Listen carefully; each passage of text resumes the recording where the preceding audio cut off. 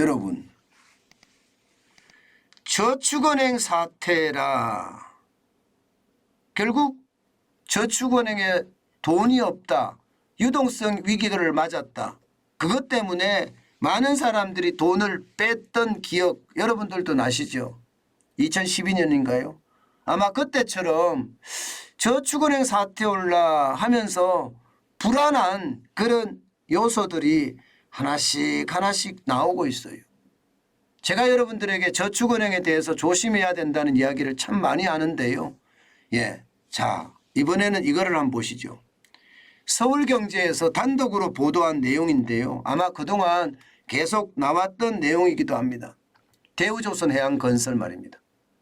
대우조선해양건설이 기업 회생 절차에 이어서 전국서 공사 중단이 속출하고 있다. 이렇게 지금 보도를 했습니다.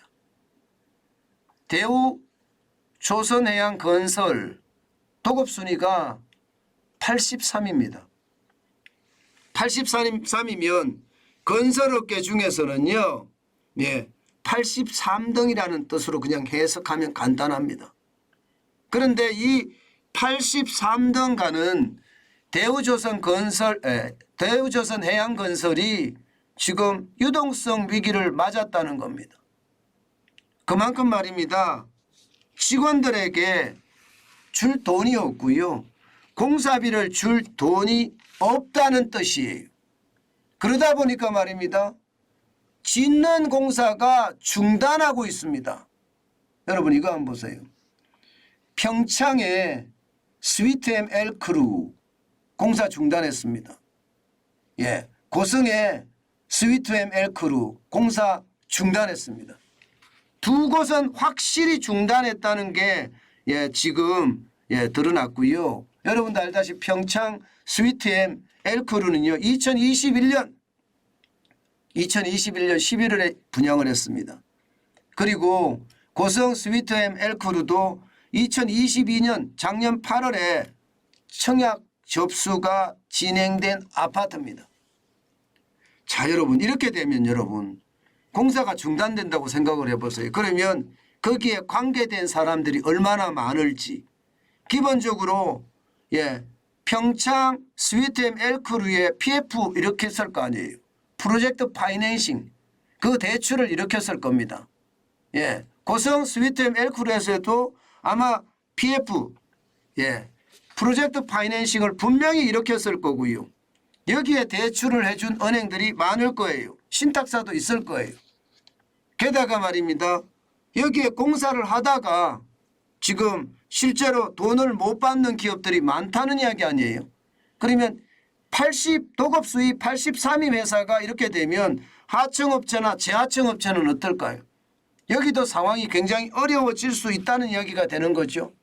실제로도 그런 사태가 벌어질 가능성 굉장히 많습니다. 기본적으로 말입니다. 이 두 단지 공사가 멈춘 것은요. 대우조선해양건설의 자금난 때문입니다. 지금 자금난이 심각하다는 거예요. 문제는 지금 이 두 공사만 있는 것이 아닙니다. 경주 엘크루 해리파크는 공기가 지연되고 있고요. 속초 영랑호 엘크루 라테라도 공기가 지연되고 있습니다. 거제에 있는 아주동 엘크루는 분양이 연기될 가능성이 크고요. 게다가 서울 마포 공덕동에 크로시티라고 이야기하는 쉽게 말하면 이게 행복주택이죠. 행복주택은 지금 사실상 사업 포기 의사를 나타냈고요. 평택 고덕의 AA53블록에 대해서는 잔여 지분 자체를 이전하고 있고요. 고덕 지축의 B1 블록도 마찬가지입니다. 이렇게 되면 여러분 지금 다른 공사장 지금 대우조선해양건설이 전국에서 적어도 20개 이상의 공사장이 있거든요. 그러면 기업회생 절차에 들어가더라도 공사는 돌아가야 되는데 이게 공사가 돌아가지 않는다는 것은 결국 이게 줄도산의 위험이 굉장히 있다는 사실이에요. 문제는 그럼 누가 대출해 줬느냐 이거잖아요. 누가 대출해 줬느냐. 지금 현재까지는요.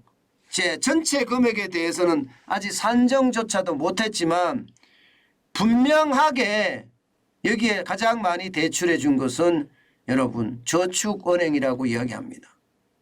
저축은행이면 여러분 안 그래도 저축은행은 지금 PF 대출 때문에 위기다 이렇게 이야기하거든요. 여러분 이거 한번 보세요. 금융권 전체 PF 대출 중에 저축은행은 10조 6천억 원입니다. 10조 6천억 원. 전체가 140조 6천억 원인데 그중에 10조 6천억 원이 저축은행의 어떤 대출이에요. 프로젝트 파이낸싱이에요. 예. 뭐 은행권이야 30조 8천억밖에 안 되니까 걱정하지 않아도 된다. 보험사도 사실은 44조 6천억 원 저는 좀 위험하다고 봅니다. 캐피탈사도 27조 2천억 원 여기도 위험하다고 보고요. 증권사도 27조 4천억 원이거든요. 여기도 마찬가지로 봅니다. 이금융권 자체가 PF 대출을 워낙 많이 했기 때문에 위험하다 저는 그렇게 생각하는데 그중에서도 지금 저축은행의 위험은 더 커지지 않을까 이런 생각을 해봅니다. 실제 말입니다. 저축은행 PF 부실채권 비율 보세요. 계속 늘어나고 있죠. 2021년에는 1.2%였는데 2022년 3분기에는 2.4%입니다. 2배로 늘었습니다. 2배로. 부실채권이 늘었다는 거예요. 이렇게 되면 말입니다. 저축은행으로 공사장의 어떤 이게 위기가 전이될 수도 있다는 이야기가 실제로 나옵니다. 저축은행 중앙의 관계자 이야기를 한번 빌려보면요. 야 이게 진짜 뭔가 위험성이 좀 있지 않을까 그런 생각도 해보는 겁니다. 대우조선 해양건설 PF 사업이 저축은행 업권에 미칠 영향 등과 관련해 현재 중앙회 차원에서도 파악하고 있다 이렇게 이야기합니다. 중앙회 차원에서 파악하고 있다 이 말은 위험성이 있을 수도 있다는 이야기입니다. 저는 그만큼 말입니다. 지금 안 그래도 가까스로 시장의 채권 시장의 위기를 지금 막아놨는데 그죠? 레고랜드가 터지고 나서 막아놨잖아요. 그런데 이게 만약에 대우조선해양건설이 만약에 터진다. 이게 강력하게 터진다. 그러면 그 수준은 굉장히 클 겁니다. 게다가 대우조선해양의 김용빈 회장은요. 현재입니다. 자본시장법 위반 혐의로 검찰 조사를 받았고요. 모회사마저도 유동성 위기 조짐이 있거든요. 모회사마저도. 그러면 대우조선해양건설 전반으로 확대될 수도 있다. 이런 얘기도 흘러나오고 있습니다. 그만큼 말입니다. 지금 대우조선 해양건설은요. 어느 시점에서 보면 굉장히 큰 위기에 봉착한 것은 아닌가. 뭐 여러분들하고 계속 이야기했지만 지방건설사부터 줄도산이 날 거라고 이야기하는 거 지금 도급순위 83위에서 만약 이런 일이 벌어지면 시장의 충격도 저는 커질 수 있다고 생각을 합니다. 그만큼 시장의 위기감이 커진다. 가까스로 안정된 채권 시장에도 다시 위기감이 이게 스며들지 않겠나 하는 생각도 해봅니다. 물론 지금 윤석열 정부는 건설사에 대한 대응 강력하게 하고 있습니다. PF 대출 관련해서 채권시장 안전펀드를 50조 정도 마련해 놓고 있죠. 그래서 그걸 가지고 계속 막고 있기는 해요. 막고 있기는 하는데 대우조선 해양건설도 아마 막아야 되는지 아니면 최종적으로 정부가 판단할 듯 보여요. 이게 만약에 막아야 된다고 생각을 하면 그만큼 시장의 어떤 파급 효과가 커질 수도 있다. 시장은 분명히 대우조선 해양건설이 도급순위 83이기 때문에 영향을 미칠 수밖에 없을 거예요. 그리고 저축은행 사태로 발전될 가능성도 아예 없지는 않습니다. 충분히 있습니다. 충분히 있습니다. 그렇기 때문에 여러분 제가 늘 저축은행은 말씀드리죠. 예, 지금 BIS라고 하는 지급 준비 비율이 6%를 넘어야 된다.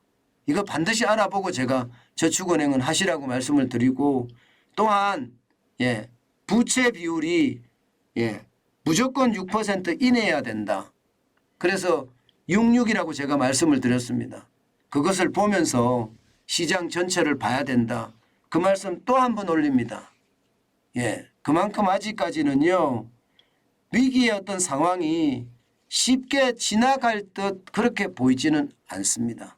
아직까지 시장의 위험은 계속 남아있다. 이런 얘기입니다.